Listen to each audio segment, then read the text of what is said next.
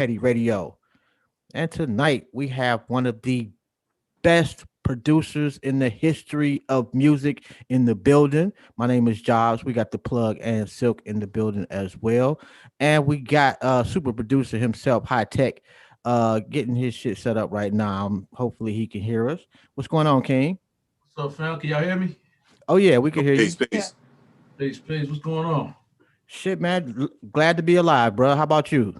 Man, likewise.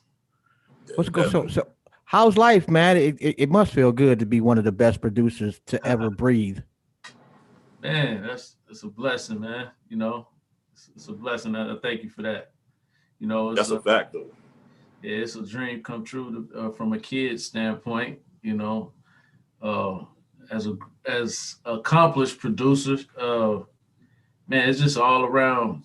Uh, I would just say it's just a blessing, man, because that's what you set out to do as a kid when you first started, is as a hobby, and then it turned into, a business, and then you affect the people you wanted how you wanted to, and that's all it is to it. Money is secondary.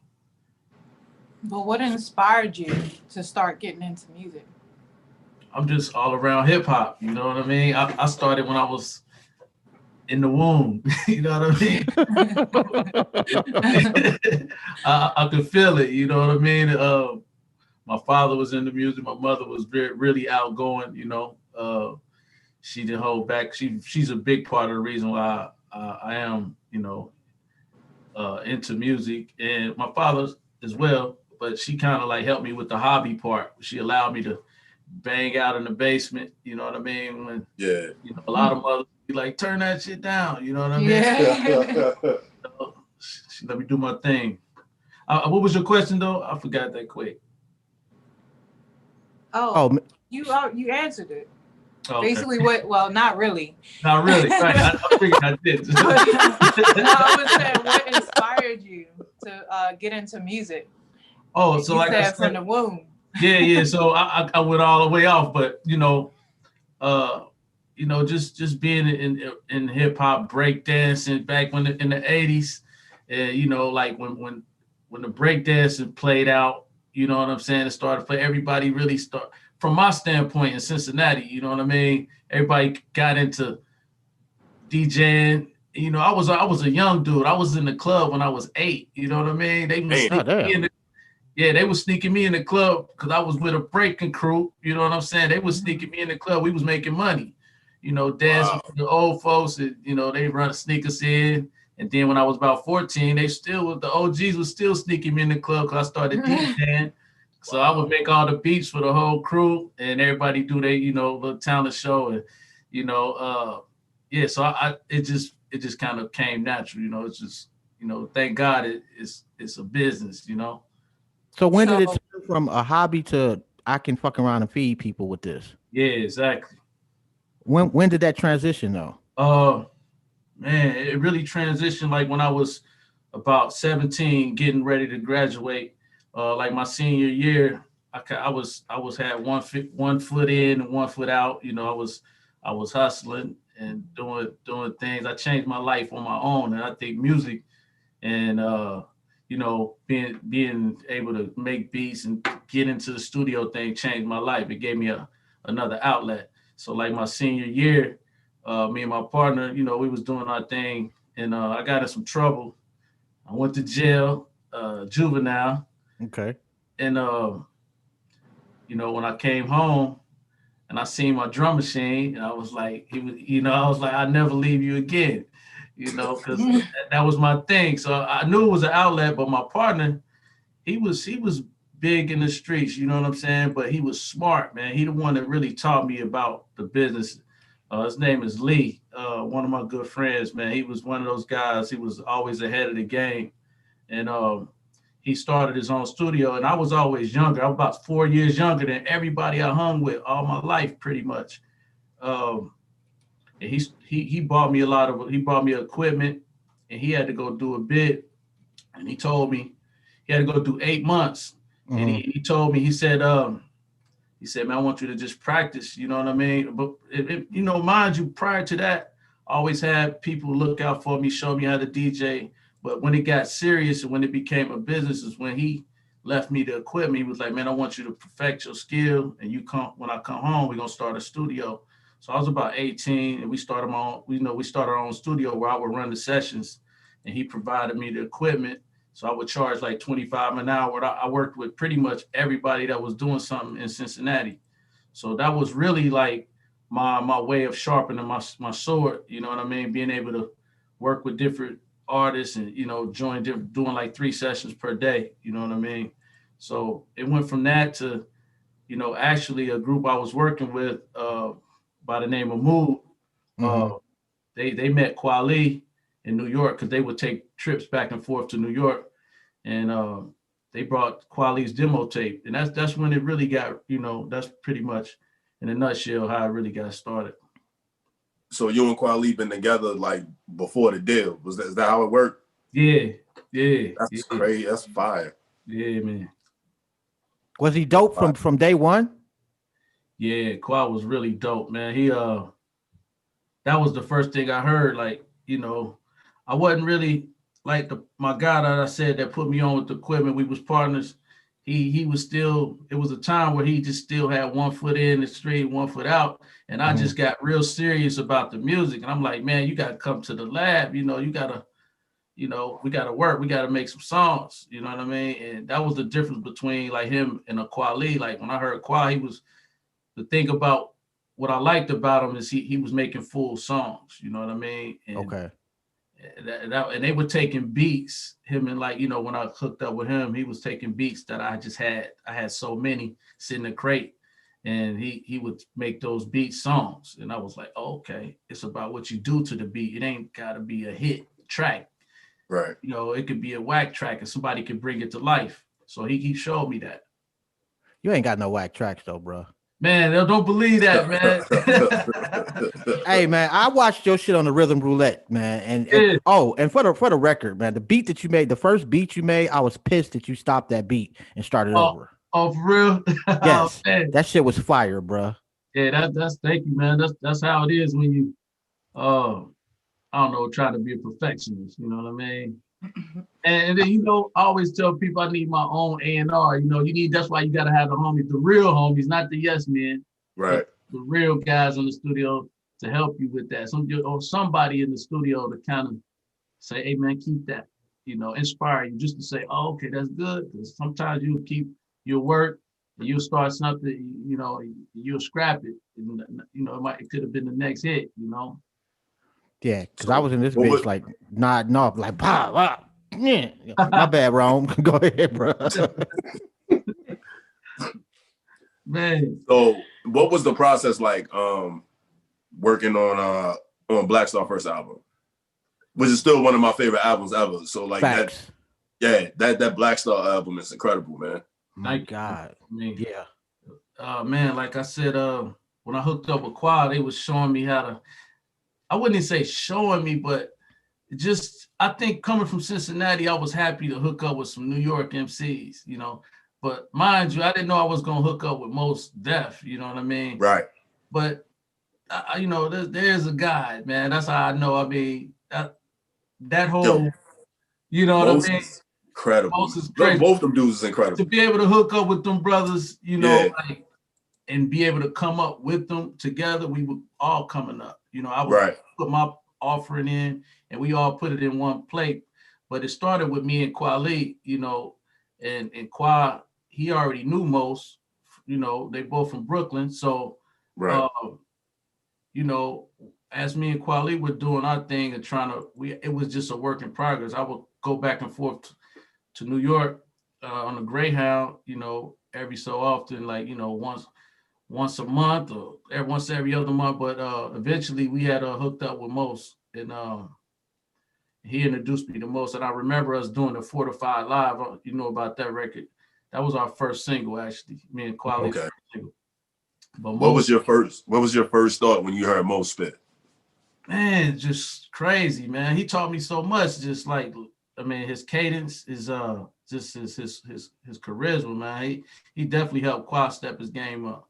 Yeah, I agree with that. That's I love them dudes, man. So, like, how did you feel when you first started working with Most Def, like the actual first time? It's a big, especially like he was already a star in my eyes. He was already like acting with Bill Cosby. He was on Teen Summit. He had just he was coming off the New Daylight album, which was crazy. That album was crazy. And he was a part of that album. Yeah. And he was a new member of the the tribe vibe, you know what I mean? The whole Right. native tongues, you know what I'm saying? And he pulled us in, so we were waiting for our initiation, but we had to prove ourselves first.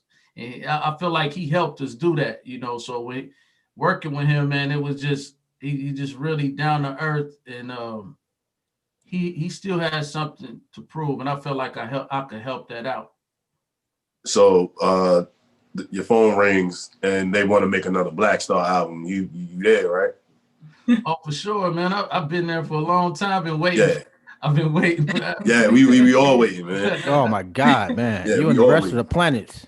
Yeah. Yo, but like I've heard nothing but good things about Most. Also really creative. Yeah, yo, he actually filmed at my aunt's house when he filmed Something the Lord Made, the HBO joint.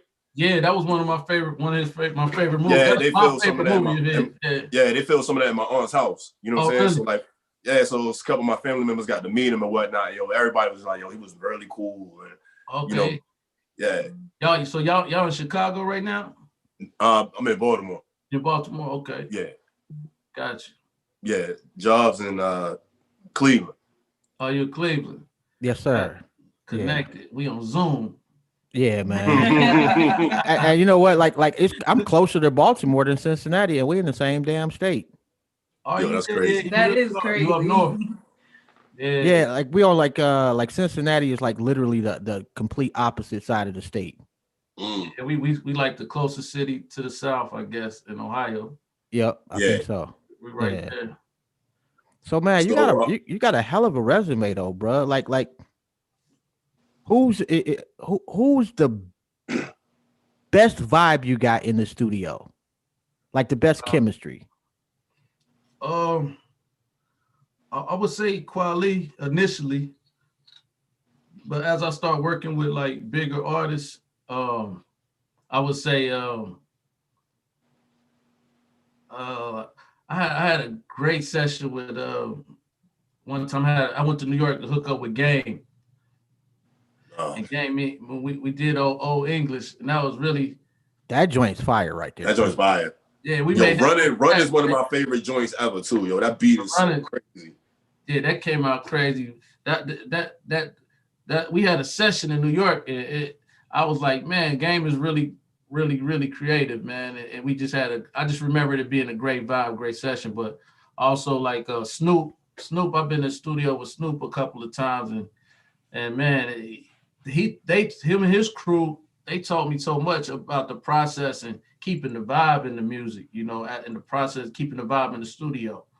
So I would say like Snoop and Game and Most Def, everybody I was able to actually get in the studio with, actually, so sometimes, it get a little stagnant, when you work with people you normally work with. Right. But I know you worked with some niggas that was trash too, though. Oh yeah, that's how you get better. Worst nigga you ever heard. Say his name. No, man, we're not gonna do that, man. He'll be at home crying and shit. Is he really gonna do that? I can't do it like that. Yeah, man, this is make it better, man. Yo, and I was talking. I don't know if you heard of this producer named Doc Ish, but him and Billy Dance is really that's his man's right there. Mm-hmm. Actually, who want to kind of be, Billy Dance would like to fuck with you too.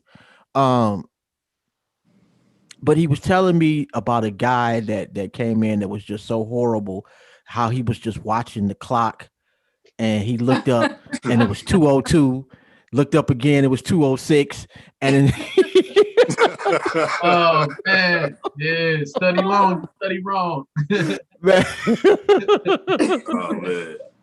So what's been the highlight so far, man? You done had a hell of a career, and how come you not people not mentioning you with Dr. Dre and DJ Premier and people of that ilk?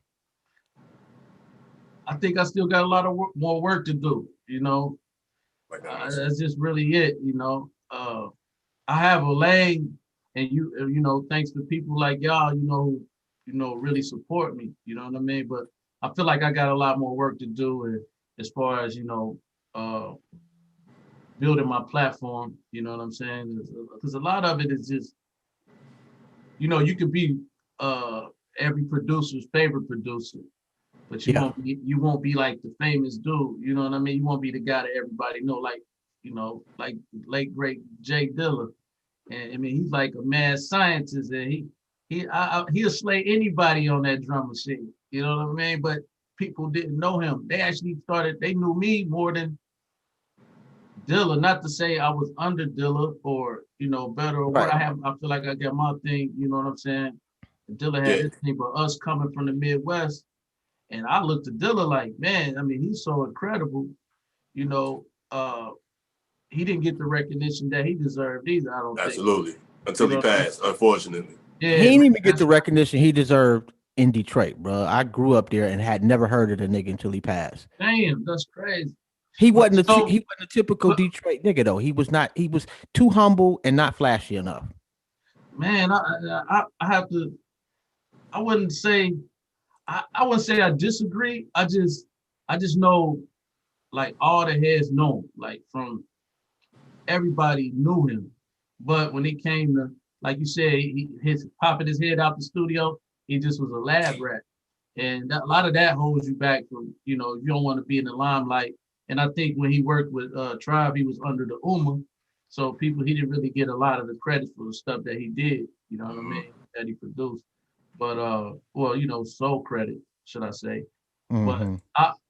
man, people they knew him. Like, they definitely knew. It's almost like me, in the city, Cincinnati, everybody knew me, but Cincinnati really, it's not a Detroit, it's just a smaller version of everything, but uh, getting that recognition is more about staying in the public eye and having the publicists and forcing yourself in that situation. You know what I mean? Like, making people talk about you. Some people like myself, I'm not a really outgoing I like to stand in the studio. Me and Dilla was a lot alike, Mm-hmm.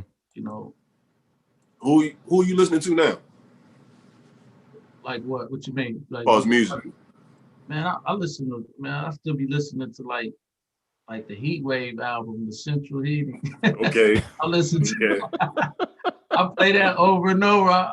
It's just something about it. Like, I like to play old music. I'm listening to. I'm not really listening like bumping too many people. Too much. I listen to a lot of weird shit, like just music in general. I'm always searching for sounds. So, like, what's your number one favorite song? Like, out of all the songs, What song that I produce or what? just period. Like, I couldn't tell you that. It's too many. It's too many. And somebody wanted to know about the business of music. They just that was their question. Ask them about the business of music.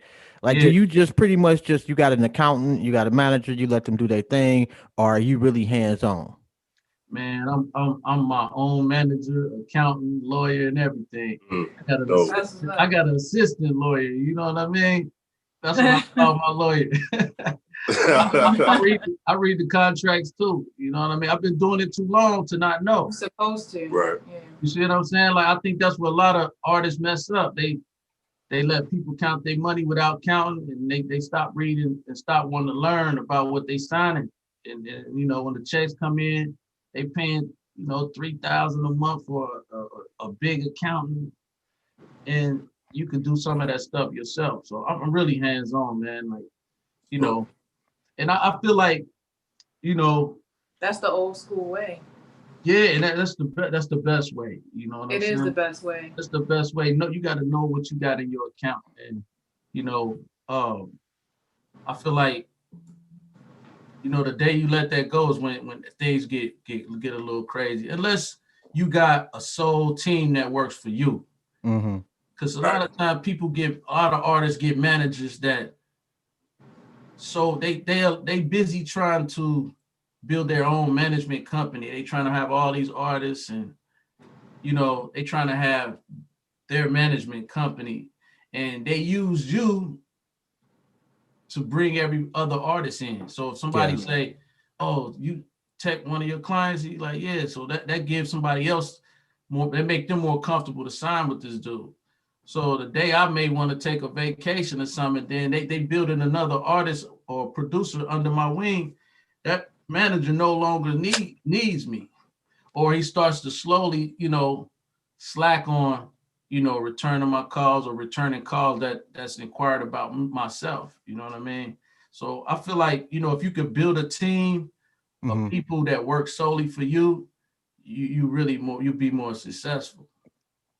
So are you still with Aftermath? That's family, man. Definitely.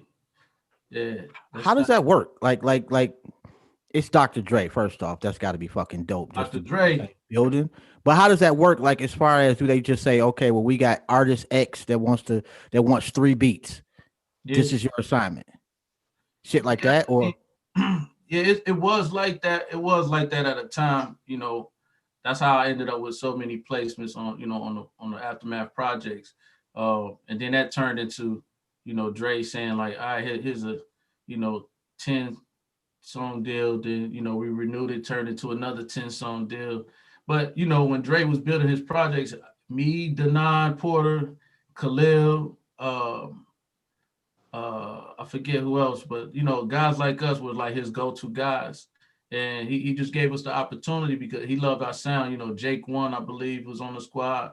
Mhm. And uh it's really simple with Dre because Dre was once us. Right. You know what I mean? So he really get it. He don't really he don't starve his artists, he don't starve his producers. Like he really honest with it. He just say, hey, just deliver, you know, just come with it. do he send you shit back and be like, nah, bro, this ain't hitting. If you don't hear from him, you know it ain't it. If you get the thumbs down, that's just you know hit you with the thumbs down. It's just you know it is what it is. And you know what, man? I think that your greatness is like a gift and a curse because you could do a beat for fucking anybody. I mean, if you look at your catalog from Snoop Dogg to Big L to Busta Rhymes to D12, like Mm, you could do beats for anybody and everybody, and maybe that's like it's great that you could do that, but that's why people don't put you up yeah, there with the greats because it ain't like if I hear DJ Premier beat, I know it's a DJ Premier beat, yeah, I agree. you know. I agree. But if I had a choice, I would prefer your lane. That's just me, you know. I agree, man. Like I think you know me being able to make bodies of work with quality and most, and you know being able to start off or you know my own albums. You know what I mean? But my own albums are based on what you just said too. Like it's a various artists. So what I try to do is show my versatility. And that's Mhm. kind of like a producer battle thing. Like in my mind, I'm like, I'm battling, you know, because a lot of producers can't say they producing whole albums and that don't sound monotonous. You know Yeah, Right. what that's I'm saying? true. You know what I mean? So that's kind of where I be trying to battle. You know, it's always a competition. So, you know, when we try to create a sound, you got to zone in, you know, with that. And I think that with that being said, like, you know, coming up with a concept and like following that concept will help create that sound if you wanted to do that in particular, but or having an artist like working with like how I work with Qua Mhm. or doing a whole project on someone, you start to create a vibe and a sound, you know what I mean? And like I said, I think that's goes back to what I said. I think I just got a lot more work to do to become, you know, more of a household name. And you know what? Um, Go ahead, Ron. you got any in-house artists you working with, or is that something you aspiring to do? Yeah, I'm gonna get back at it. I really just I had shut my studio down a few years ago because I wanted to build a new spot. And I just Hmm. want to rethink everything just in my life in general. And speaking on like what we were saying as far as the business goes, that's when I turned into manager and lawyer and accountant. You know, I was like, you know what, I'm getting robbed. I'm spreading myself too thin. Yeah. You just back up. You know what I mean?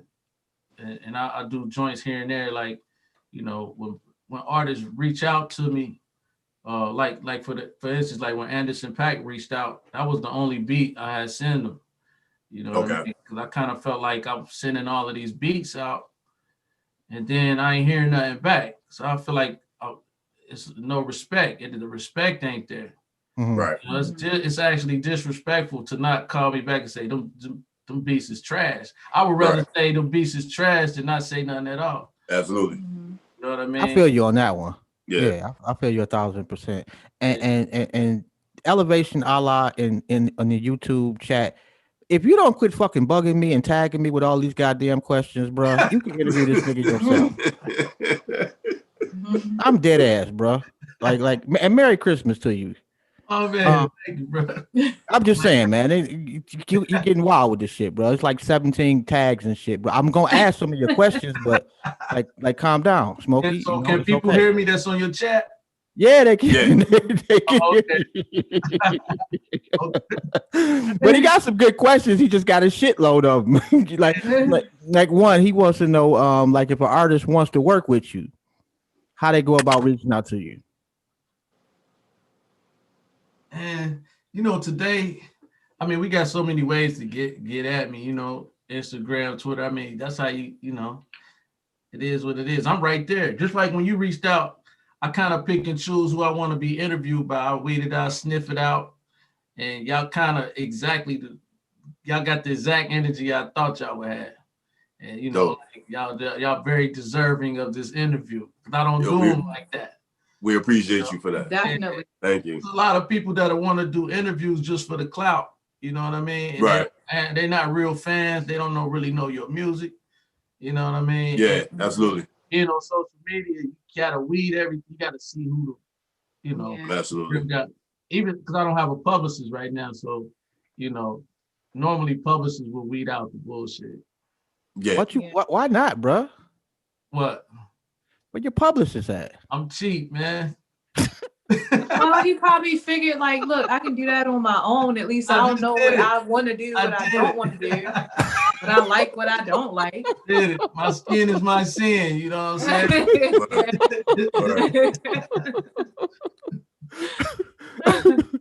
saying?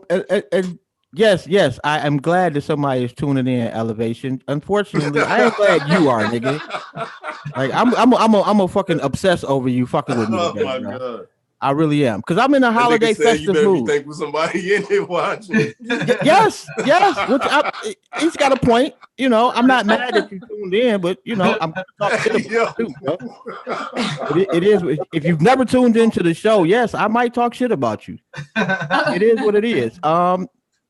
But he does want to know, since music is your business, are you developing any patents for musical equipment that would help to create better productions, better sounds, better music for artists? That is an elevation a la question. Not right now, but I definitely look forward to doing something like that. You know, it's great minds think alike. So it seems like a lot of the stuff I think of, man, people they doing it already. So you gotta, you know, stay on it, and then you got to find that developer that works solely for you. You know, not solely, but that's really into what you trying to get across. You know what I mean? Right. And that's an expensive ass process, to be quite honest. Yeah, it is. Like if you want to patent some shit, that's an expensive ass thing to do. Right. I say by the time you patent, somebody already got it out. Yeah. You know, so 50 Cent, like I think we went over the resume, and you've been in the game, what, how many years now? I would say 1996. What's that? Wow. Long time. That's what it is. OG status. Is that OG status, bro? Okay. Who do you want to work with that you haven't? That I haven't worked with. Jay-Z and Ice Cube. I know those are OGs, but I never really heard their voice on my track. You know what I'm saying? And those Jay would ones, sound crazy on a HI-TEK track, yeah, man. like And I've cute. done a couple of things with Nas, you know what I'm saying? Nas, I heard Nas over HI-TEK beat, I heard Eminem over HI-TEK beat, you know, Common, you know what I mean? Just, you know, yeah. And Common, to be quite honest, I think you brought the greatness, the best out of Common. Really? Like, yes, the shit you did with Common, like Common's got bars that's underrated, but the shit you did with him, the nigga just took shit to a whole nother level for me. Yeah, and I think that's for real. I think that's what he did it for. Like when he would do records with us, like when on Ruckus, he would use that as his exercise. And I, you know, fortunately, I was like right there to make the cut. You know what I mean? Because I think when Ruckus, like when we did the 199 single, I was right there. You know what I mean? I had just I had already sent him the beat just on the strength. And he was like, I'm about to do this single with Ruckus. And that was it. I had the hook on it already. He was like, I'm using it. And then with the Sun God situation, it was like, I think he wanted to do another single. And I think he used that as his exercise. You know what I mean? He could do something different than what he would do on a major label. And it kept the, you know, the knives sharp. Most Common probably was frontlining that Raucous movement, man. But that was a lot of good music. Man, a lot of good music. Word. Raucous is fucking. Oh my god, man, they had some shit on Raucous. Word. I thank Raucous a lot for like just my whole career, like just because they was allowing me to, you know. Them niggas slammed the door in my face. By the way, just saying. Who? Raucous. They slammed the door in your face? Nigga, when I was back in the day when I was rapping, apparently I was no good at it. I went there, nigga. It was. Hey, yo, they didn't say back in the day. Yo, that nigga was rapping. He came with a cardboard box. It was 96. Hey, you know hey, don't disrespect the cardboard box, man. What year was that? Shit, I don't. It was oh my god, I don't remember what. I had a dream. I had a dream, man, that I was supposed to go to New York and I was going to hit it big. So I got up and caught the Greyhound to New York by myself. Okay. And I hit a whole bunch of, you know, I was in Manhattan. I end up having to stay at the YMCA because I could not afford anything better than that. But I hit Raucous. I hit several different record companies and got nowhere. And I saw Prince Marky D. Yeah. And I saw him like at a light. And in my mind, I saw this big ass vision. This was my story that I'm gonna be great. And my feet just froze. I couldn't fucking run and catch up to him. And I just saw him driving off. And I never became a rapper. That's why you be defending that nigga like that. No, I never heard that Prince story, Marky bro. D, but actually Prince Marky D was a record executive at the time. Yeah, he like, was. Dude had some clout. I dealt with Marky D a couple of times. I think he was working with Mariah Carey label too. I think that's what. If I'm not mistaken. Yeah, dude had some clout at the time. Yeah. You know, I dealt with him a couple of times. He was very accessible back then in them days. And yeah, I straight up choked. You know, it was just one of those moments, man, where I had an opportunity and I just let it go. And I've never forgotten that, and I've never wasted an opportunity that I was given since then, to my knowledge. Right. He tried to show up the Raucous after nigga stopped fucking with Rozelle, so he figured nigga could come back and break and shit. You know what I'm saying? Hey, man, don't give up, man. Well, no, man. The rap thing is I'm done. All this great shit. Yeah. You might still got one more in you, man. And you know what? I take that back, man. I seen these two old dudes out of London. They got to be at least 65 years old, and they actually got some shit. It's two old white dudes. Yeah. So there is hope, man. You know, I'm gonna save up my pennies, man, to buy a beat from you. All right, I got you. I'll give you the first one for free, man. Oh shit! Well, shit. I fucking ought to do a song for that one. And Elevation would like to know, man, has Baby Grand paid you for the instrumentals for the chip yet? Hell no, man. Hell no, man. Everybody, we need to start a petition. That's a long story, man. But that dude, man, he's probably the. Oh man, I only had the words for that situation, man. Like, didn't you do a joint for Chip the Ripper too? Yeah, we did a couple of songs. Yeah. Man, that nigga Chip was kind of dope though. was I used to listen to Chip, man. really that Dope. nigga was dope when he was in Cleveland. When he left And Cleveland, man, yeah. he fell off. Chip dope. Chip is like when I first heard Chip, like I had to listen a couple of times. My man Eddie B, he from Cincinnati, but he was a PD in Cleveland for a while, radio station. But he introduced me to Chip, and I think Chip was with under LeBron's label at the time. And when I heard Chip, he was real special, man. I was like, man, this dude is a real rapper. It's just something that hits you when as a producer, you could tell if a guy really got it. You know what I mean? And Yeah. Chip was one of them dudes. And, I don't know, with Chip, I just think he always overthink. You know what I mean? He overthinks sometimes, but he definitely got it, man. I used to listen to Chip and what's my man name? GLC. I used to listen to GLC too. Yeah. Yeah. That's Kanye man, right? Kanye man, yeah. Yeah. Yeah, his cadence was dope. He had a dope voice. I don't recall that cat right there. But man, you done been in the studio with like everybody. And I know you got like a million stories. Like give us a couple of the stories that you've been telling over the years that did just shit you still can't believe. Man, I would say before, like right in between after the Train of Thought album, after the release of my album, it was like before I like right when Round and Round, the song I produced off my first album, it was doing its thing.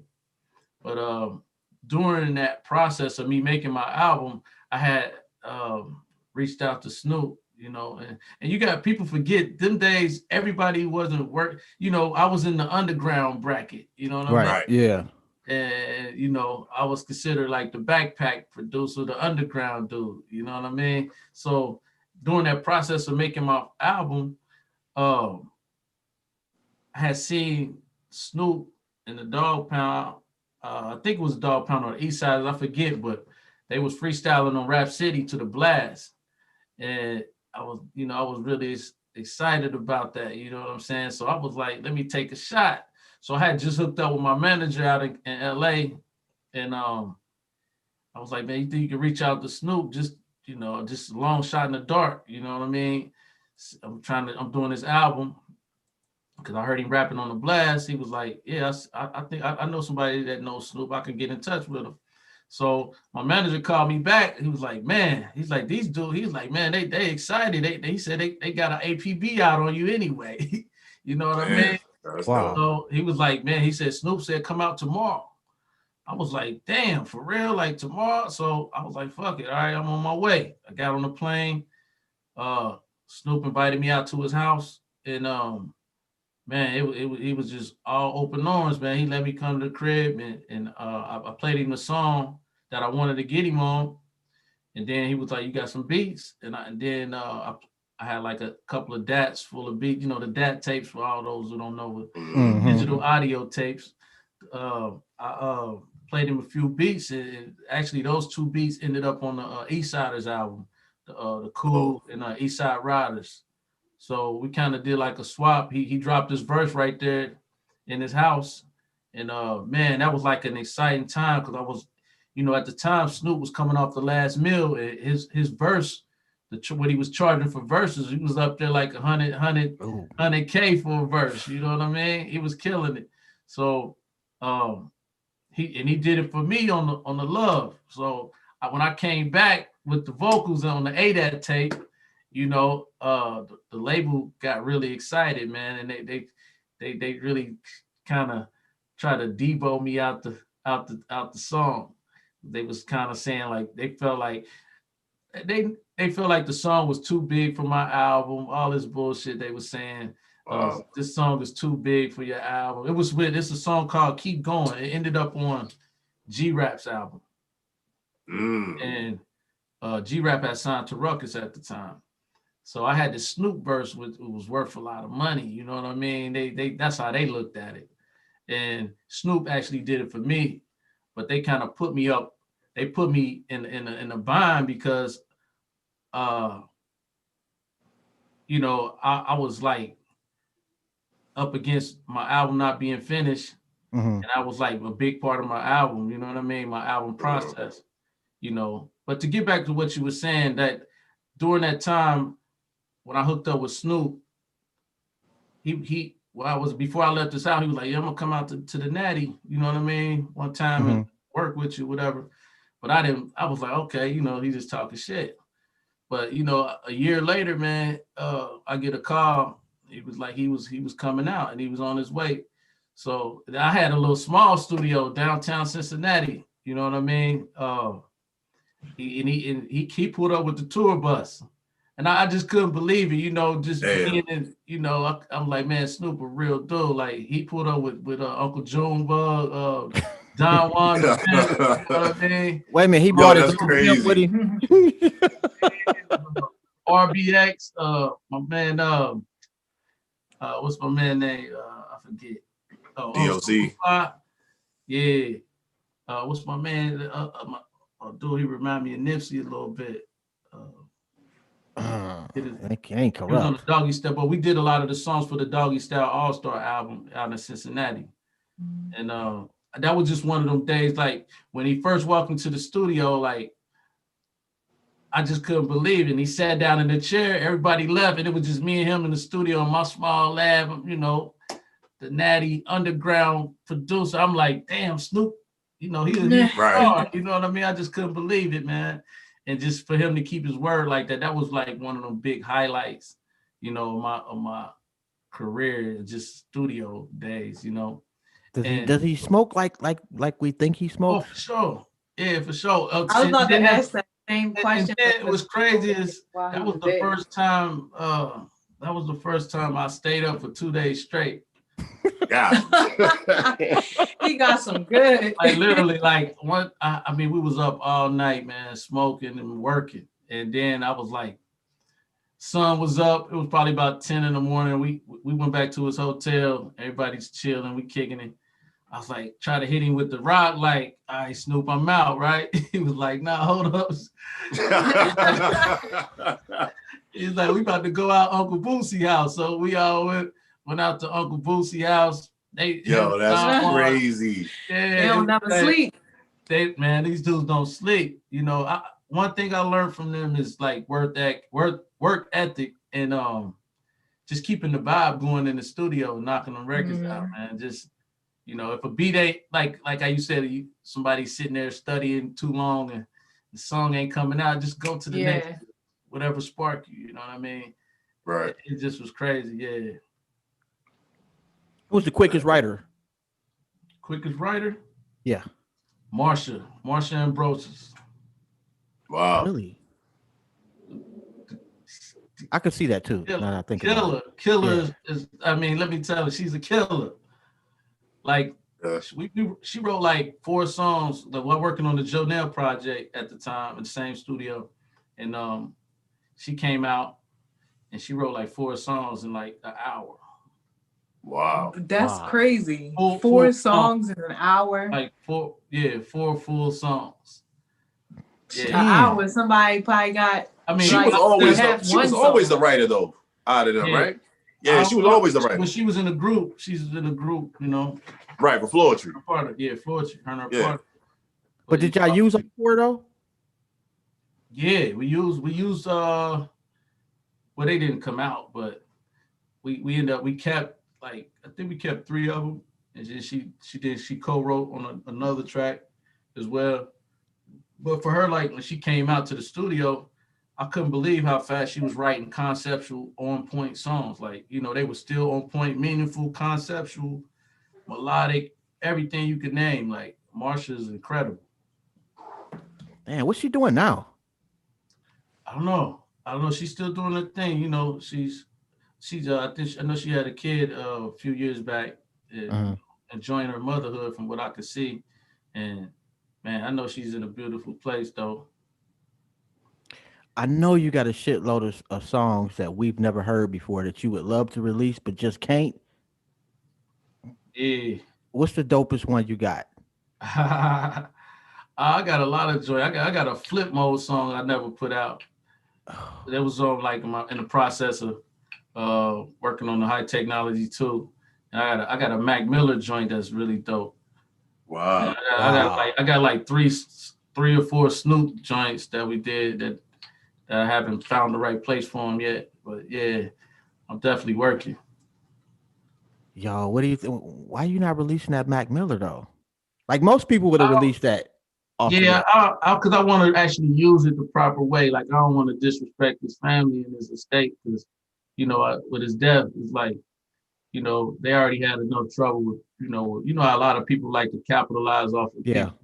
I ain't that. I'm not really that person. You know what I mean? I'm not that person at all. I like to respect the game. So as soon as Yeah. I get in touch I with the could feel right that. person, get in touch with the right person, in his camp, so I could, make sure we can release it the right way. Well, I can guarantee you they won't hear this show. But if they do, somebody reaches out to me. I got you, bro. I'm just saying. And this is actually a good question, Elevation. Do you think Eminem would be as famous now if you had discovered him as opposed to Dr. Dre? Uh, Wow. hell yeah, yeah, I think so. I think at the end of the day, M is a creative. You know what I mean? And all he needs is like when you got like somebody like myself or like Denon Porter, because Denon is like he was one of them craftsmen that's right there with him that's showing him that show him a lot about producing too.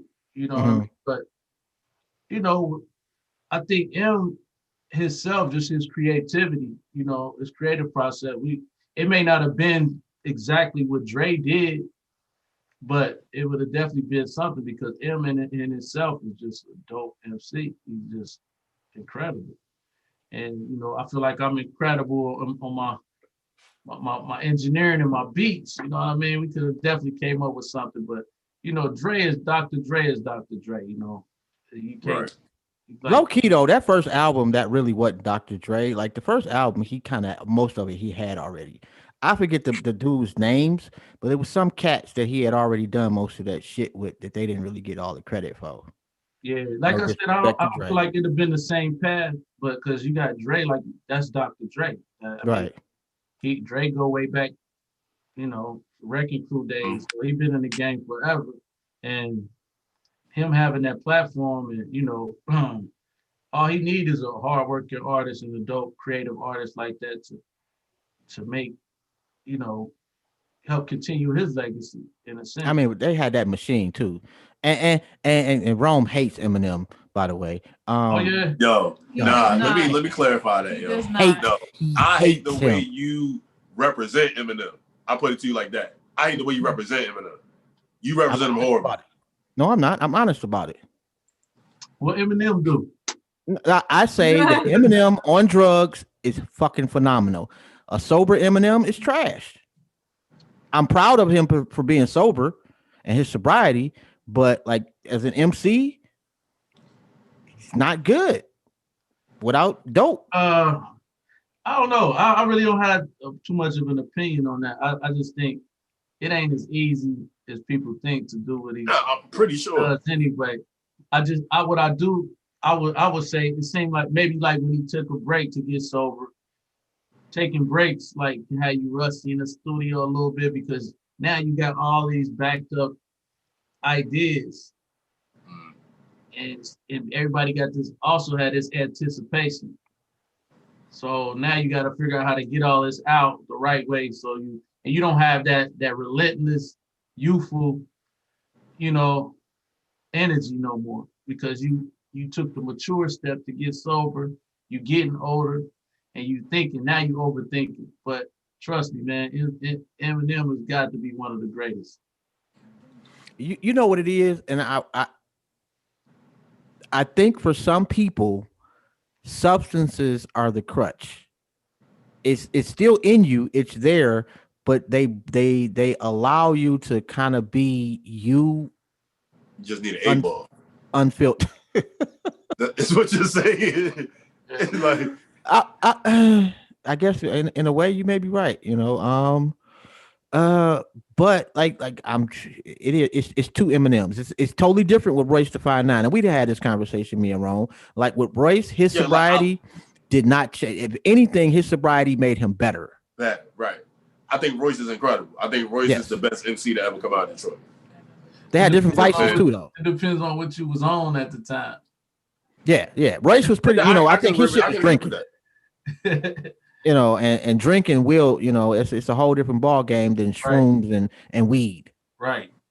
That's all. So shit like that, pills and shrooms, like alcohol is two different things. Yeah, but man, Royce is, oh my goodness, man. Royce is incredible, man. Yeah. He has gotten phenomenal, bro. He is just like one of the few artists. He represents Eminem disrespectfully. You know what I'm saying? Like this dude said Jay-Z is average lyrically 2 weeks ago. You know what I'm saying? I didn't say it. I agree with you. You did say that. Yes, you did. Man, then he says, then he'll throw Eminem out there and say Eminem's better than. I mean, it's all subjective at the end of the day. You know what I'm saying? Yeah. It's all subjective at the end of the day. But like for instance, like Jay went through a little moment according to the, to the records of how, the majority of what people might say, like with Kingdom Come and was a couple of albums where he had that. Right. It was he worked with Dr. Dre on a few, on a couple. Right. And it's like the Lost Ones, I thought that shit was incredible. I thought it was dope with, Chris and Michelle and all of that. But people know what they want from Jay-Z. People know what they want from Eminem. People that know what they want from HI-TEK.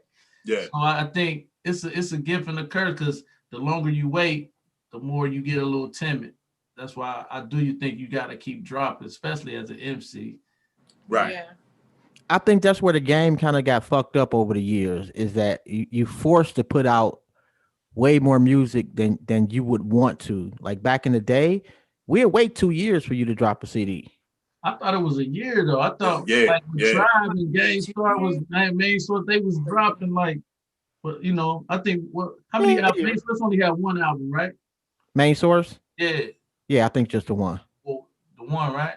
Yep. But anyway, those groups I would look for, like PE, you know what I mean? KRS-One, they was dropping every year, at least a year and 2 months at the most. KRS-One got a phenomenal catalog. Yeah, he got, yep. Yeah. His albums were great. Yeah, he got a lot of slept on shit too. Yeah. But he's a victim of his own ego too, though. Yeah, the internet is it just makes music so disposable. You know what I mean? Right. Yeah. So it's like people click play, be like, oh yeah, that's dope. But then it's like, that's it. Right. Yeah. So it's like all the weight is on you to have your marketing intact, to keep forcing it on people. Like one thing I can say about Bust, when Busta just dropped this new project, he just was smacking them in the head, Right. I never seen nobody ever really done it like that. Nobody never really dropped 2 videos in one day, because he trying to keep the people's attention. He know this industry and the way that, where we at now is the music is so disposable and nobody have the attention span no more. He always been ahead of the curve marketing wise though. Yeah. Marketing for this album is crazy. Yeah. It is crazy. His visuals, the whole nine, always been ahead of the curve. Right. And it ain't like he did cheap looking videos. All of the videos are dope too. But I've been trying to tell people, man, that Billy Dan's new shit is probably the best shit I've heard this year. It's good. I won't go that far, but it's good. You say you would go that far? It's good. Hey, shout out Billy Dan's, man. But got to. Yeah, big shout out to him. But it's a good project. It's a good project. It's a grown man. It's a grown man project. You know what I mean? I appreciate it. It's out right now, right? Yep. Called the listening session. Okay, I gotta check it out. But hey, it's not better than Burden to Proof, bro. I want to hear Benny on a HI-TEK beat, bro. I need to hear that. You said Biggie? Benny. Yeah, I like Benny. Benny's fire. Yeah, Benny's fire. I mean, Griselda, period. Just all of them would be. Man. I could definitely see them over a HI-TEK beat. Y'all out there listening, fellas, come on, man, do something. Yeah, the Westside, he reached out. I believe he reached out. A lot of people don't call you no more. You can't trust the internet all day. Right. All the time. I've been hacked before, you know what I mean? Mm-hmm. Yeah. And so, but he reached out, and cats be moving so fast, and when people have their sound, sometimes you can't fit in, you know, everybody's sound. You know what I mean? Uh-huh. It would seem that way, but once you actually do it, sometimes it don't work. You know what I mean? I think it would work, man. Like, yo, Westside Gunn got dope albums, yo, and he got so much I'm material. saying, like, all those beats I be hearing that they rap, Yeah. like, them shits is incredible. Like, Yes. Yeah. I'm like, where I'm gonna fit in on that? You gotta be fucking joking though, bro. Like, They create Nah, their you own definitely, sound, you man. definitely fit in. I gotta But, yo, get. Well, I'm one of those Yeah. producers, man. I be all over the place. You know that. You know what I mean? And sometimes I might not be in that vibe at the Okay. time. Yeah. They would want me to make a certain, like what they working on right now. I'd be like, man, I can't even deliver right now because I'm in this mode. I'm in a different Right. mode. Right? Like I'm in The music R&B is mode. always made off a vibe. Definitely a good Yeah, vibe. it's It the vibe. gotta be the vibe. Yeah, man. Yeah. That's how I speak through the music. It's more of a vibe, if anything. You know. What was your favorite like beat that you ever made? My favorite beat. I mean, one of my favorite, like battle beat wise, where I feel like I like served them. Is, Just feeling it. You was in the zone. when I served them one time, is that G Unit beat, the intro. The intro. Yeah, yo, I swear to God, I posted that joint today, man. Yo, that joint goes. I posted that joint all in my story, man. Like that beat's incredible. And then Buck, and the way Buck come in on the verse, yo, and set it off, man. Yeah. It's crazy because when I made the beat, I was like, this is somebody's intro. Mm-hmm. I knew it. I was like, this is somebody's intro. And when they used it for the intro, I was like, yeah, and that's Dre. You know what I mean? Right, me and Dre both mixed that. We said we was in the studio for 2 days straight mixing that, man. For like, wow. Yeah, that beat's 2.5, crazy. 3 days working on me, him, and Steve B. Shout out to Steve B, man. He's like, and him and Dre, man. And that's what's crazy about that is I knew it was somebody's intro. Dre made it their intro. and we worked on it together, you know what I'm saying? And then at the end of during the session, I'm like just sitting in the back, like if you see the couch in the back, I'm like sitting on the couch. He at the board, he's standing up, tweaking. I'm just back vibing, like listening. And he turned around and looked at me like, and just stared. He's like, man, you gotta put your name on this shit. He was like, yeah, you gotta put your name on this shit. Mm-hmm. I was like, damn. He said, because people gonna think I did it. He's like, you gotta put your name on this shit. Yeah. So Drake produced. When I say HI-TEK nigga at the end, that was the first time, you know, Drake produced that vocal right there. You know what I mean? Yo, that's fire, man. That's incredible. He was like, just say something, you know what I'm saying? You gotta say your name on it. And he's like, yeah, he made me go in the booth and put my name on that shit. Yo, you did the I Get High joint too, right? Yeah. That's just fucking fire right there too. Man, bro. I love that beat, like the creativity and the way it sits, and the way they killed it. Actually, that beat was probably like 3 years old when they actually used it. You know what I mean? Wow, that's crazy. They brought it back to life.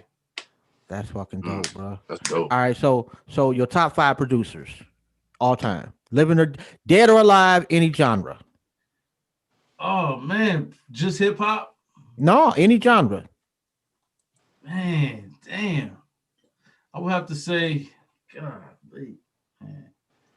I don't even really have a top 5, man. I mean, damn. That sounds like the politically correct answer right there. You hit us with the PC joint right there. It's okay, I understand. No, when you say any genre though, there's so many producers, bro. That's like it's just too many. Like I mean, Quincy Jones would be one. Yeah, Quincy Jones. But when you got the Quincy Jones. When I say Quincy, I'll be leaning more towards Rod Temperton, because that's the vibe I like. Like Rod Temperton is who gave that Michael Jackson that off the wall vibe. That was like Heat Wave Records. You know okay. That shit that make you cry. You know what I mean? It's that feeling. Yeah. You know? Right. Hit that spot. That was Rod Temperton's melodies. I mean, if you want to go there, Gamble and Huff. Fucking. That's Philadelphia, right? Yeah. I really crazy. You know, that's super OG for me right there. Yo, you know I fuck with those. I'm old, man. Those are the Brothers Johnson. Brothers Johnson. Yeah, that's Gamble and Huff created. No. My brother Johnson, they produced that themselves, or that I'm not I sure don't about know. that one. I don't know, but I still listen to them A&M though. records. Well, yeah, I mean, you got rest in peace, Ecstasy, man. The man, I can't Thank believe my you. man died. Houdini, man, that's crazy. Oh, But rest in peace to you, King. yeah, the producer they worked with, what's his name? Larry. Oh my God, how did I forget that quick? I forgot his last name. Anyway, the guy I that don't know. fuck, maybe you want to Google it, but I'm doing it right now, bro. how could I even forget? Like my brain is going dead. Anyway, the guy they worked that produced a lot of the Larry Smith. what you say? Larry Smith. Larry Smith. Yep. Larry Smith is one of the dopest slept on producers, hip hop producers. He was definitely instrumental in Run DMC's career, you know what I mean?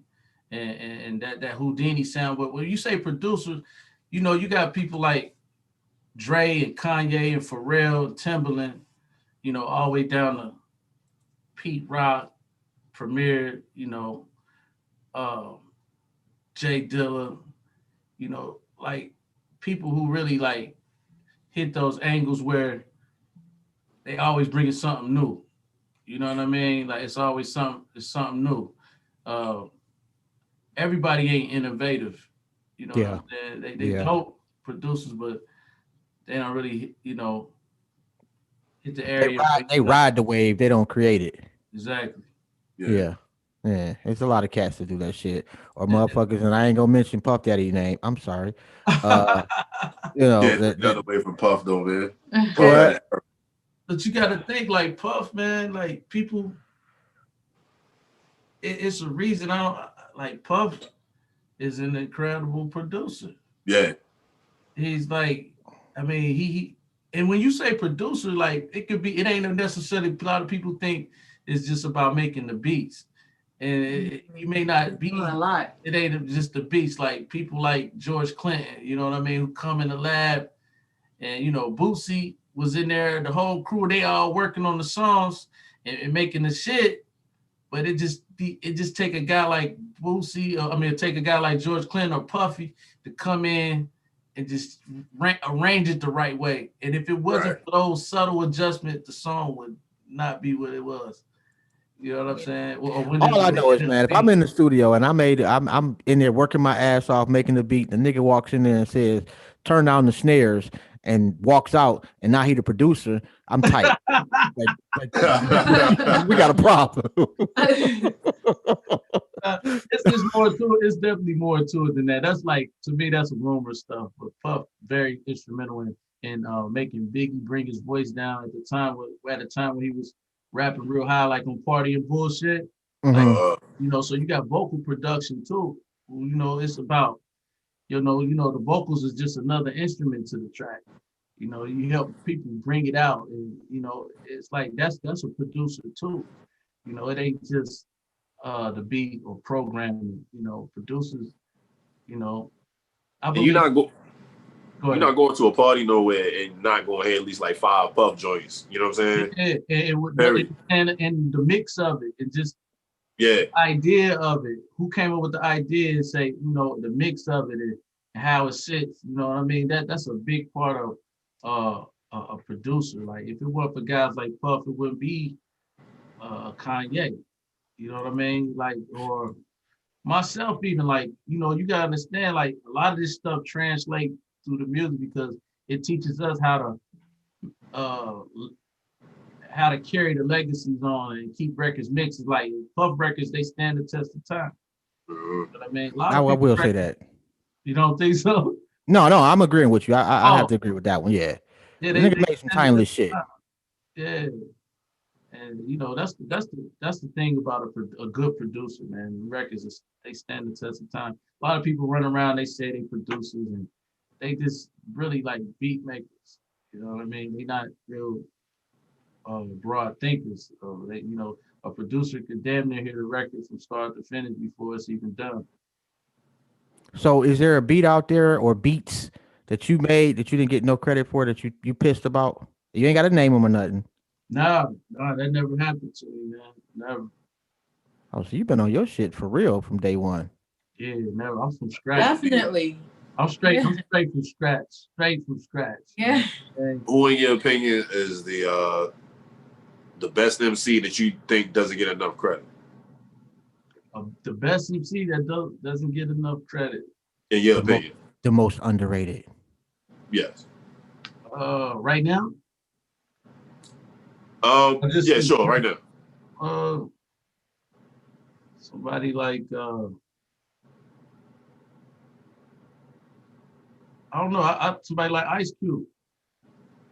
I think when people start saying like, I think Ice Cube was in my top 5. Oh, so you got a top 5 for MCs? Lightweight. Okay, Lightweight. what you got there? He would definitely be in my top 5. Okay, so you got Ice Cube. Who else you got? Cube, Nas. Okay. Rakim. Okay. See, I got three coming at you. That's 6. You know what I'm saying? I got one like that too. My top 5 unfinished. I'm not mad at that though. Like you can't G-Rap should be in my top 5, but I never actually put him in my top 5. It's like 6, but he should be top 5. I alternate between Scarface. Definitely top 5. You know who my dude is? Willie D. I like Willie D. Really? You know what I'm saying? Over Scarface? No, not over Scarface. But Willie D was tough though. Willie D was tough. You know, I was not a Willie D fan, man. Bald headed hoes. No, that thing's funny, man. The thing I like about Willie D, like when he say what he say, you can tell he mean it. You know what I mean? Right. Yeah. And Willie D is the epitome of a down south. When you think down south niggas, Willie D comes to mind. You know, Dave's an underrated group too, man. The Ghetto Boys, even though they legends, they do not get the proper respect. And Bushwick Bill, that CD he put out, Dr. Von 30-word title he had, that shit was actually fire. Yeah. The Ghetto, I think the last Ghetto Boys album was fire too. Yeah. Shout out to Bushwick, man. He don't get no love. Pete Bushwick. Yeah, we about the same height, man. Shout out to him. Yo, you beat me to it, yo. Well, you know what? Hey, I'm not ashamed of being short, bro. Nothing wrong with being short. Hey, you know most MCs are my height. Because they can't, because they too small to play sports. That's just how I go, bro. You know what's fucked up about a tall nigga? That it's you 6'5" and ain't playing sports, nigga. Who, me? I'm 37. That's why I ain't playing sports. But when I was in my prime, yeah, I was playing sports, yo. Getting hated on by niggas like you. You know what I'm saying? You was on the team, nigga. You wasn't playing. You know, riding the bench don't count, nigga. I was varsity since a freshman, bro. What you say, HI-TEK? Freshman year, nigga. Oh shit. I don't know. About 6-7 years? It's been longer than that, nigga. Nah, it's about 6 years. 6 years. Yeah. That's my guy though, man. We've been doing the show about 5 years, so yeah, facts. Yeah. Thanks for having me, man. I appreciate it. It was an honor, bro. Thank you. Yeah, that nigga hit me back, and I hit Rome up like, that nigga HI-TEK hit me back. Word. Man, I don't hit everybody. I gotta weed it all out. You know what I'm saying? Yeah. You know, everybody ain't worthy. You know, right? Wasting your time, man. Not real. Yeah, well, our shit's more like conversations, you know, and that's why elevation is like having a coronary over there, because we ain't asking you about your IRS, your W-2s, you know. But you know, we just had conversations, man. It go where it go, man. We have definitely thoroughly enjoyed it, man. The bill was great, man. And if you want to contact him, he already said it. Reach out to him on social media. It's HI-TEK everywhere. The resume speaks for itself. Should be going into the Hall of Fame. Are they putting producers only in the Hall of Fame? That I don't know. I believe I don't know. That's a good question. We need to start one, if not. Yeah. All right. I mean, we got a trap Hall of Fame a trap museum. That's corny though, man. That's cool. That's something Tip did, right? That's Tip. Yeah. Yeah. Hey, yo, my peoples went down there, man, and it actually the pictures they took, it kind of looked dope. Although that would not be something I'd be looking Yo, for. everybody I know who went down there said it's dope, but I'm not going. You know what I'm saying? Like I can appreciate it from afar. Man.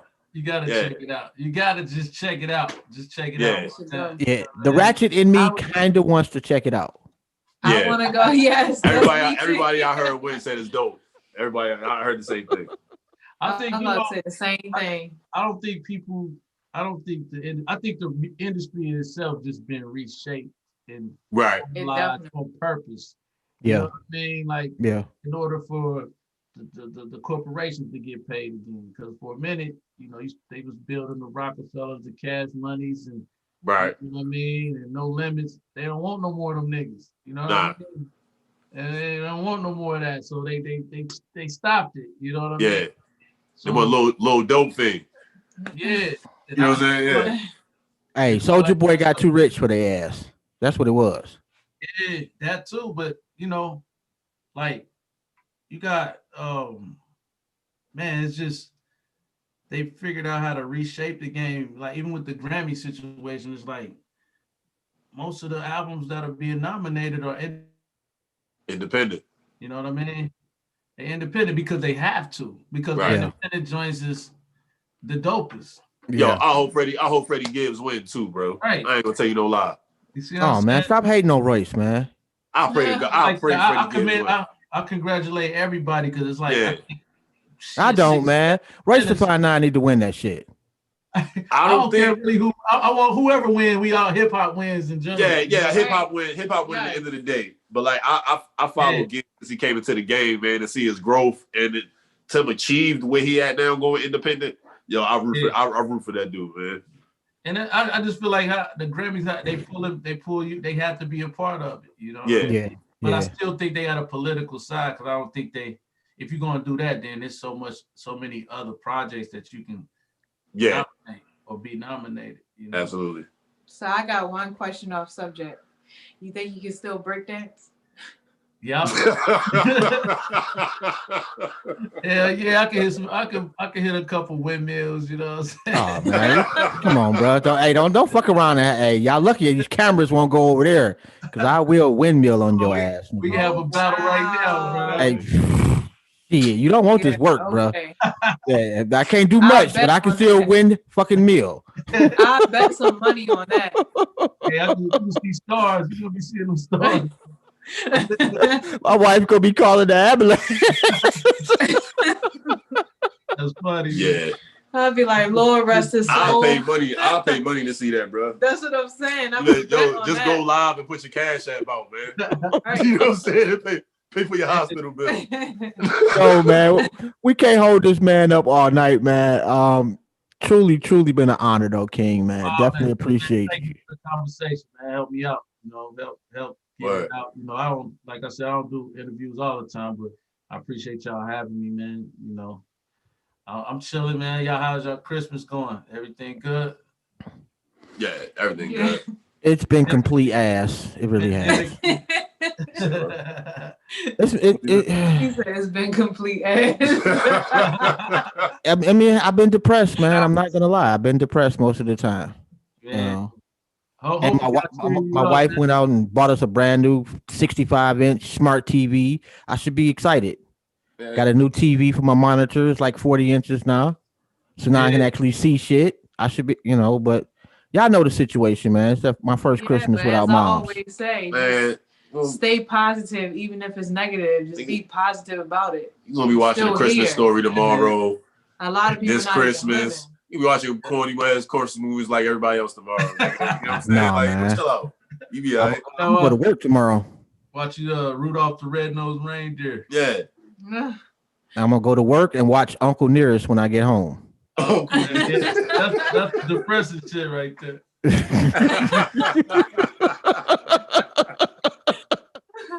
Oh God.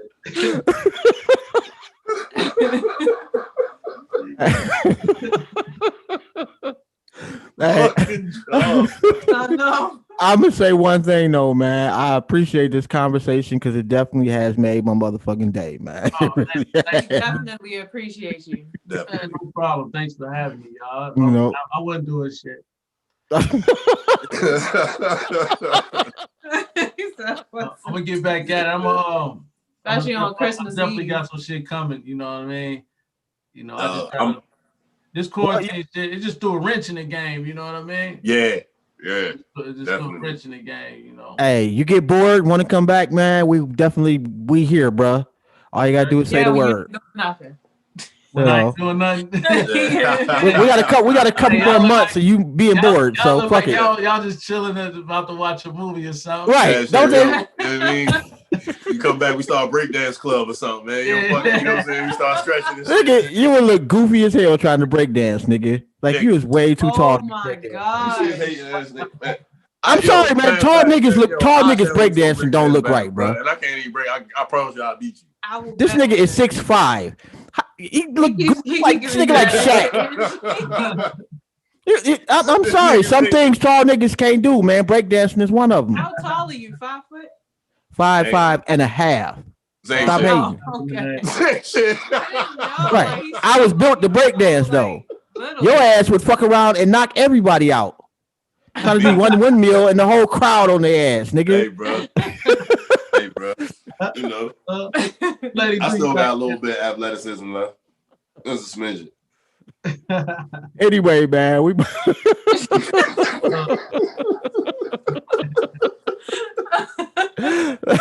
And next time, man, we gonna borrow his contact list, man, so we could get Snoop on the line too, man. That's gonna be fucking dope. Although I don't smoke no more, so yeah. I'll do it for you. Don't worry about it. I got you.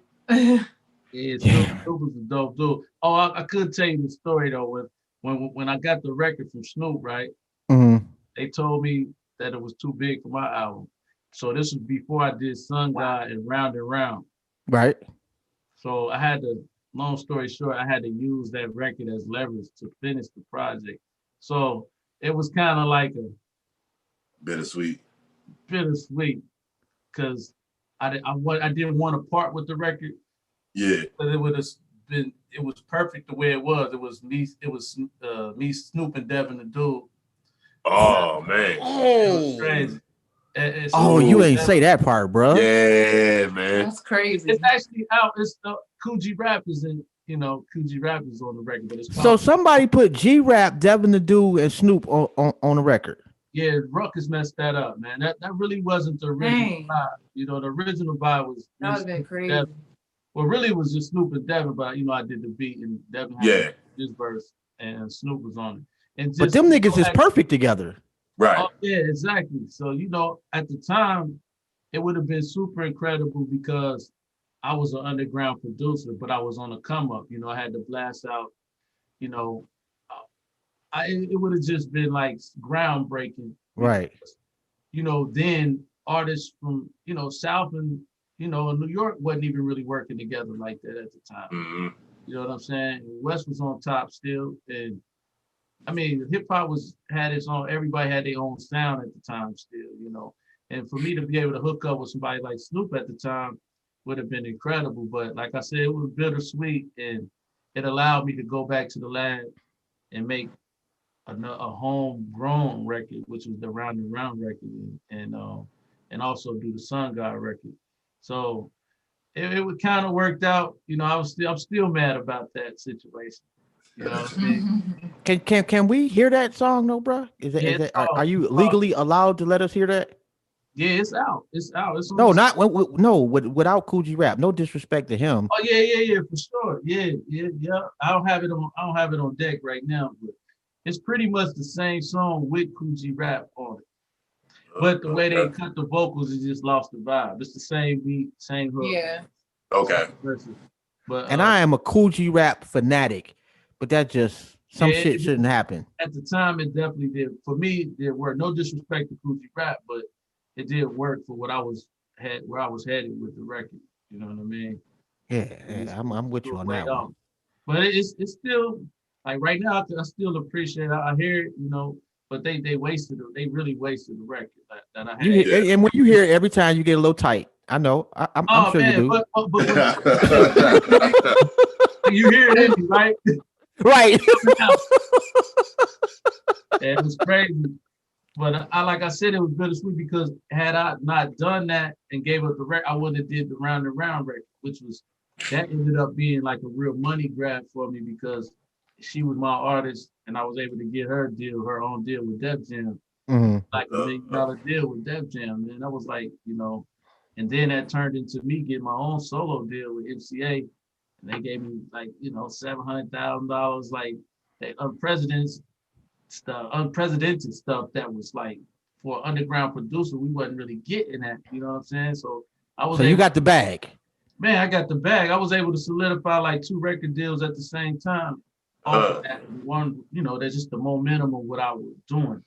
You know what I'm saying? And had they not stole the record from me, it probably wouldn't have happened.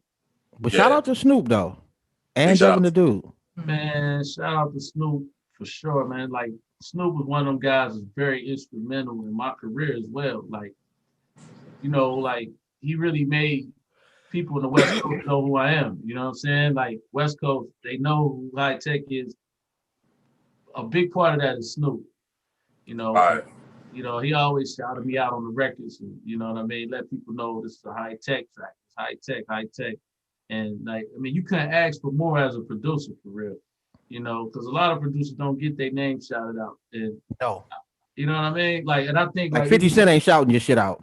Hell no, like he never shouted me out. That nigga ain't saying a word. Nigga's 50 Cent. It kind of tight, you know what I mean? They ready when the guy shouts you out, that mean they really, they in tune with you. You know what I mean? Yeah. And definitely Snoop is one of them guys that helped me, solidify myself in the West. Really, like, we did a lot of records, broke a lot of bread, did a lot of records. He's been to my studio shit at least 6-7 times. Tell that nigga to call me. He ain't got my number, but it's Snoop. I'll give it to you. It'll come together. You already know. And Devin the Dude, man, I've been begging that nigga for about 6 months now to interview him. Oh yeah. Yeah, nothing. Fucking love that. One of the most original MCs ever to me. I love Devin. Absolutely. I love Devin the Dude since the Oz Squad days. Oh my God, man, that nigga is and he ain't changed up. Like you either a Devin the Dude fan or you not. It ain't no gray area with that nigga. Nah, he still got a cold following, man. That dude a legend. And his last album, y'all check it out, it was super dope. I forgot the name of it, but it just came out about maybe I think it was last year sometime. Has it been? I ain't hear that one. I have to look for that. It might have been 2 years now. Like, I don't know, but I seen him do some shit on IG. Man, he got some dope. Playing some shit on IG. Yeah, shit was dope. Yeah. All right, my man. Let me get out of here, man. I got to get up at 5:30 in the morning and go save lives. All right, hey, I appreciate y'all, man. Yeah, we appreciate you too, brother. Thank you for coming anything through. we could possibly do for you, I doubt it, but if it is, let us know. Man, yeah, definitely. I'll be back at you. Oh, no doubt, man. We got you. No doubt. Okay. All right, bro. Salute to you, man. Appreciate you, man. Have a good one. Have a good Christmas, Happy New Year, and all of that. Merry Christmas, Happy Kwanzaa, to you and yours, bro. Merry Festivus or Happy Festivus. Yeah, Happy Pandemic, all of that shit. Yeah, the whole nine. We out. Peace. Peace. All right, Ron, what you got? You and Silk, y'all good? What you got? Come on, wrap it up. Wrap it up, D. Yo, big shout out to HI-TEK for coming through to kick it with us, man. That was a dope interview, dope conversation, dope build, man. We appreciate that, brother, man. Follow me on IG, @strivingforperfection_43. Big shout out Keys Development. Shout out 300 Gangsters. Follow us on YouTube, subscribe and share. Hit the like button too, yo. Like, we appreciate that shit. It does us justice, please. Definitely hit the like button. And share, subscribe. Share our shit, man. And they'll holler at us tomorrow. We got the water cooler popping, 7 p.m. Brother Greg, Sean Dunn. And that's it, man. Merry Kwanzaa, nigga. Happy Festivus. And shout out to Troopy in the chat room. And shout out to Elevation Allah for bugging the shit out of me the whole damn interview. It was wonderful, man. Make him a moderator.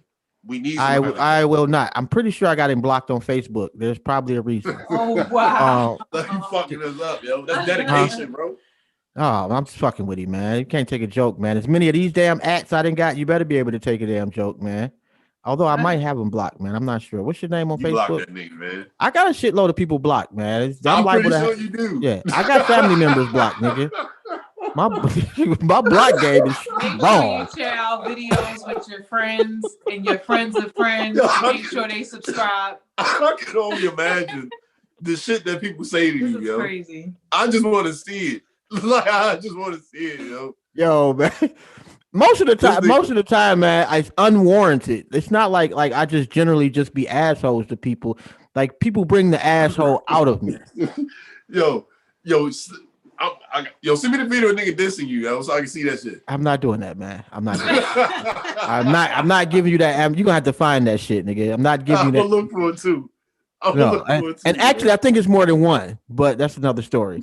I'm about to do some research. I'm about to do some fucking research. Yo, and like they said, don't forget to subscribe to the channel, man. Hit that like button. And please share the show. Once again, man, shout out to HI-TEK. Very, very dope conversation. Definitely appreciate the love and the build. And on that note, don't forget to check out the website, mrochelle.com, for some personal jewelry that is the finest of quality. And check out our website, liberationmindedmedia.com. Oh, and I don't do this enough, man. Go to blogtalkradio.com/myskinIsMySin and check out the rest of our lineup, man. Queens with Vibes and Visions. Self-love is my rehab. Opinions and assholes. We got a whole team up under the My Skin Is My Sin umbrella. So go check them out. They do some fire ass work. Shout out to Silk. Shout out to the plug. And we'll be back tomorrow. I don't know if we may be doing a show tomorrow. I'm not sure. It sounded like it. I'm not really doing anything after work, so it's a possibility we'll do the water cooler tomorrow at 7:00. You'll get a notification if you hit that notification bell. Other than that, man, we out. Y'all have a good one. Peace. Peace.